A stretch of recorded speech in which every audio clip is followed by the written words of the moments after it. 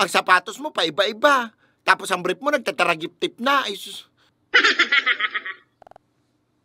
Tsaka pag nagugas ka ng lubot after mo mag-udo, pakarayon mo man. Taminsan nagwawaralat sa ko ang udo, mahira ka man. Side A, side B, hanggang side C. Ngunya nakaabot na akong side D, yugon mo an. Nakaabot akong 4 na baliktad. Kulang na sana magpakasal na kami kay lamaiyag mo kang aral daw ming ibahan. Day na naribayan. Yo, riribayan ta ka, day ka magparahagas. Good, tagalabahan mo man ako. Bako itong minsan nasa labahan na ako at gabos. Lalabahan na sana. Day takuko anon mo pa sa labahan, tama pahabol ka pang gamit. Bugay lala mo, boy. O yun na, saga lalabahan ta ka. Pero gagamiton ta ka muna ang unyan ta sayang man. Ano hanggang side ina akong unyan? Bugay grabe naman yan, overuse naman garo yan, boy. So okay lang yan, mama nakakailing.